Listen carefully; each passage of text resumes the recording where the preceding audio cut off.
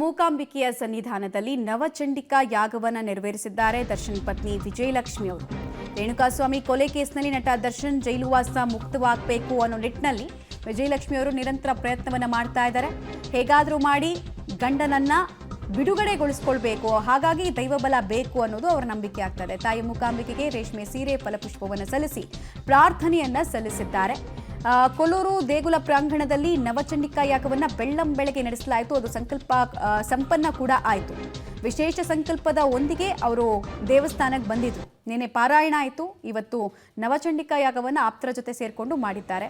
ಒಟ್ಟಿನಲ್ಲಿ ಕುಟುಂಬದವರು ಸರ್ವ ಪ್ರಯತ್ನವನ್ನು ಕೂಡ ಮಾಡ್ತಾ ಇದ್ದಾರೆ. ಸೊ ನ್ಯಾಯ ಯಾರ ಪರವಾಗಿರುತ್ತೆ, ದೇವರ ತೀರ್ಪು, ಅನುಗ್ರಹ, ಅಭಯ ಯಾರ ಪರವಾಗಿರುತ್ತೆ ಅನ್ನೋದು ನಮಗೆ ಸ್ವಲ್ಪ ದಿನದಲ್ಲಿ ಗೊತ್ತಾಗುತ್ತೆ. ದರ್ಶನ್ ಜೈಲಿಗೆ ಹೋಗಿ 45 ದಿವಸ ಆಯಿತು. ಇನ್ನು 45 ದಿವಸದೊಳಗಡೆ ಚಾರ್ಜ್ ಶೀಟನ್ನು ಹಾಕ್ತಾರೆ. ನೋಡೋಣ ಏನಾಗುತ್ತಂತ.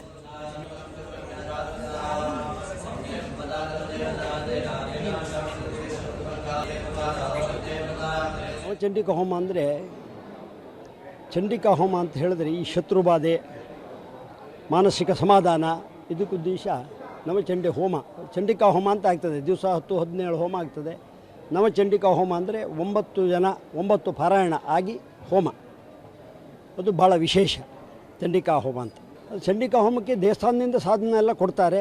ಆಮೇಲೆ ಎಲ್ಲ ಇದನ್ನು 9 ಕುಮಾರಿಯ ಬಾಗಿನ, 3 ಸುವಾಸಿನಿಯರ ಬಾಗಿನ ಎಲ್ಲ ಇದೆ.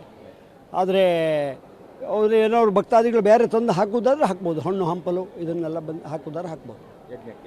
ಯಜ್ಞ ಹೋಮಕ್ಕೆ ಎಲ್ಲ ಇಲ್ಲಿ ಮಕ್ಕಳಾಗದೇ ಇದ್ದವರು, ಮದುವೆ ಆಗದೇ ಇದ್ದವರು ಎಲ್ಲ ಬಂದು ಪ್ರಾರ್ಥನೆ ಮಾಡ್ಕೊಳ್ತಾರೆ. ಅದು ಕೂಡಲೇ ಸಿದ್ಧಿ ಆಗ್ತದೆ. ಅದು ಸರ್ವಶಕ್ತಿ ಆದ್ದರಿಂದ.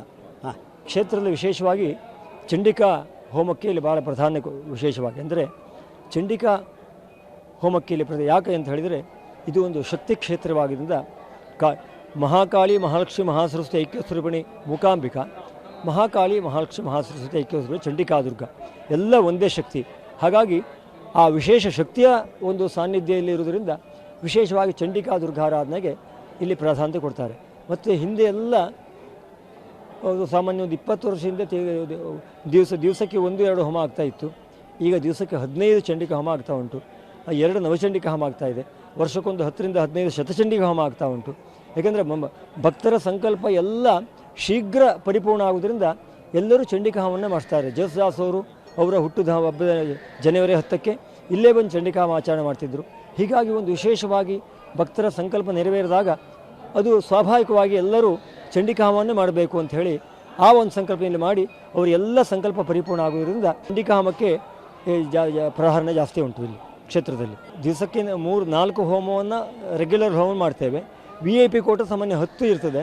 ಅದು ಎಲ್ಲ ಫುಲ್ ಆಗಿದೆ. ಈಗ ಸಾಮಾನ್ಯ ಇನ್ನು 2 ತಿಂಗಳು 3 ತಿಂಗಳು ಎಲ್ಲ ಚಂಡಿಕಾ ಹೋಮ ದಿವಸ ಬುಕ್ ಆಗಿದೆ. ಇನ್ನು 1 ವರ್ಷ ಮತ್ತು ನೀವು ರೆಗ್ಯುಲರ್ ಹೋಮ ಬೇಕಾದರೆ 1 ವರ್ಷ ಮೊದಲು ಬುಕ್ ಮಾಡಬೇಕು.